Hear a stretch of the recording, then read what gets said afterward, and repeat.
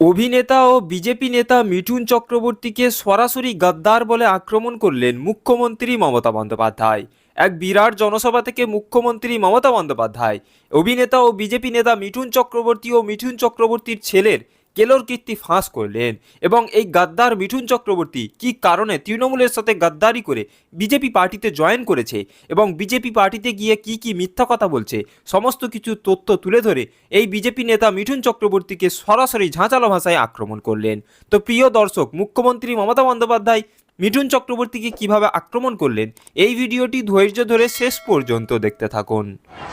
বিজেপির ভোট পাখিরা আমি শুনছি, ফিল্ম স্টার থেকে শুরু করে টুইঙ্কেল টুইঙ্কেল স্টার থেকে শুরু করে মিডিল স্টার থেকে শুরু করে চোর ডাকাত থেকে শুরু করে মাফিয়া থেকে শুরু করে সবাইকে নিয়ে আসছে কি না, তো বাংলায় বদনাম করতে হবে আর বাংলার সিট জিততে হবে।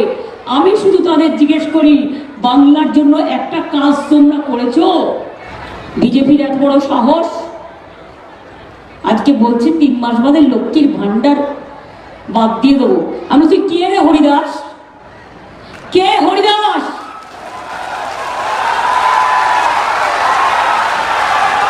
হরিদাস নাম্বার 1, মাথাটা কি গেছে? ওর মাদের মতো বলছে লক্ষ্মীর ভান্ডার বন্ধ করে দেবো। মানে সাহস থাকলে দেখার মায়ের আঁচলের কত দাম, মায়ের আম্মার কত দাম, মায়ের মাদারের কত দাম, কাপ দিয়ে দেখিস।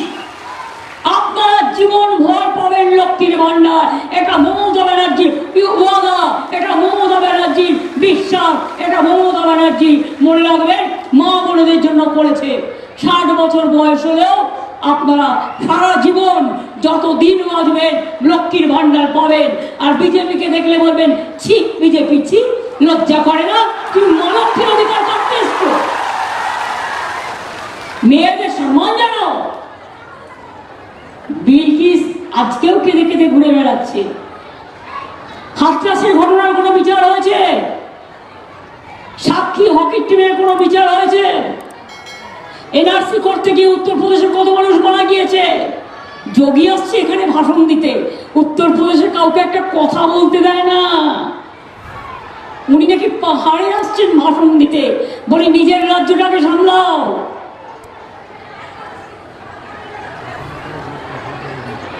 জিজ্ঞেস করুন বিজেপি বাবুদের, ইলেকশনের সময় এই মিঠুন চক্রবর্তীকে আমি রাজ্যসভার এমপি করেছিলাম, কিন্তু আমি জানতাম না ও বাংলার আরেকজন বড় গদ্দার। আরএসএস অফিসে গিয়ে মাথা নিচু করে দিয়ে এসেছিল শুধু নিজের ছেলেকে বাঁচানোর জন্য। আপনাদের মনে পড়ে? আপনাদের মনে পড়ে ওর ছেলেকে ধরেছিল, বিয়ের পিড়িতে গিয়ে হানা দিয়েছিল। সেই ভয়ে রাতারাতি গদ্দার চলে গেল মুম্বাইতে আরএসএস এর অফিসে, আর গিয়ে বলছে আমি বিজেপির সেবক আছি। বল, যারা দোয়াশলা, যাদের কোনো আদর্শ নেই, জীবনে যারা জীবন যুদ্ধে লড়তে ভয় পায়, তাদের আমি মানুষ বলে মনে করি না। যারা জীবন যুদ্ধে লড়তে পারে আমি তাদের মানুষ বলে মনে করি।